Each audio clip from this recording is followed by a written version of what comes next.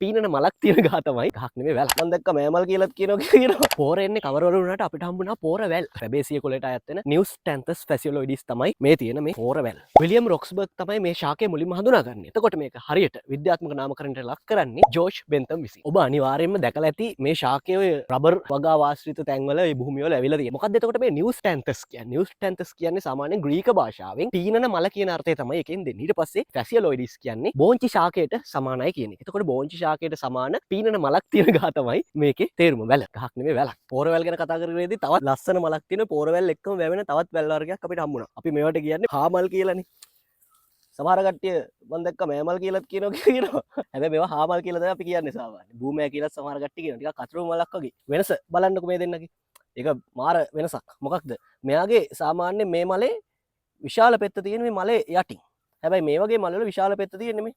අපි කතා කරන මේ පෝරවැල් වල විශාල මල් පෙත්ත තියෙන්නේ මලේ උඩින්. හාමල විද්‍යාත්මක හඳුන්වන්නේ සෙන්ට්‍රොසීමා පියුබෙසෙන්ස් කියලා. එතකොට ඕකත් විද්‍යාත්මක නාමකරණයට ලක් කරලා තියෙන්නේ කවුද? අපි කතා කරන අපි දන්න ජෝර්ජ් බෙන්තම් කියන විද්‍යාඥයාම තමයි. සෙන්ට්‍රොසීමා කියන්නේ උල්ලු කටුවක් වගේ හැඩයක් තියෙන ඔය මල. උල්ලු කටුවක වගේ හැඩයක්. අන්න ඒක තමයි ග්‍රීක භාෂාවෙන් සෙන්ට්‍රොසීමා කියන එක කියලා තියෙන්නේ. ඊට පස්සේ පියුබෙසෙන්ස් කියන්නේ අර ලොම් සහිත පත්‍ර තමයි මේ ශාකයේ තියෙන්නේ. ඒ නිසා තමයි පියුබෙසෙන්ස් කියන එක මේ ශාකයට එදිලා තියෙන්නේ. අපි බලමු පොඩ්ඩක් පත්‍ර මේ තියෙන්නේ. අර කටරොළු මල්ලේ පත්‍ර වගේම තමයි තියෙන්නේ. කොහොම නමුත් ඒක අමතර කරුණක් අපි කතා කර ඉඳියේ බූමෑ ගැන නෙමෙයි. මොනවා ගැනද කතා කරන්නේ? අපි කතා කරන්නේ පෝරවැල් ගැන. ඒකට මේ පෝරවැල් වල පුෂ්ප තමයි මේ තියෙන්නේ. මේන් තියෙනවා පෝරවැල් වල පුෂ්ප. මේකේ අර වගේ හාමල් වල වගේ නෙමෙයි. මේකේ විශාල පෙත්ත තියෙන්නේ මේ මලේ උඩින්. අර කිපිහිටලා තිබ්බේ යටින්. එයාගේ කරළුත් මෙතන තියෙනවා. මේ කරල් මේ පොඩි බූව ගතියක් තියෙනවා. මේ බූව ගතිය නැති වෙලා යනවා මේ කරල පැහිලා වේලිලා යද්දි.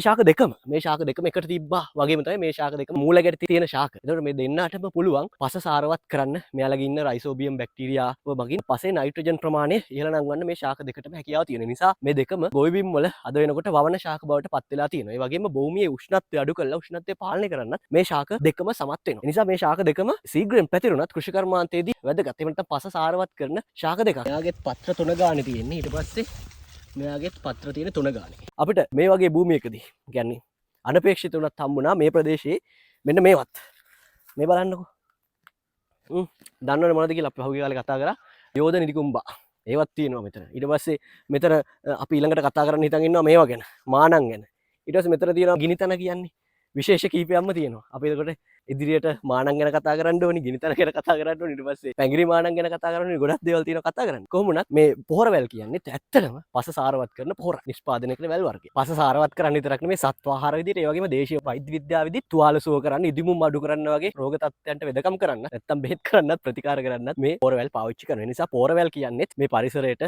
සේවයක් ඉෂ්ට කරන සැලකිය යුතු සේවයක් ඉෂ්ට කරන ලංකාව ඉන්දියාව චීනය ඔය වගේ රටවල් වලට ආවෙනික වෙච්ච තාමත් වටිනා වැදගත් ශාකයක් තමයි පොහොරවැල් එහෙනම් තවත් ශාකයකින් කොයිද හරි හම්බෙමු අපි බයි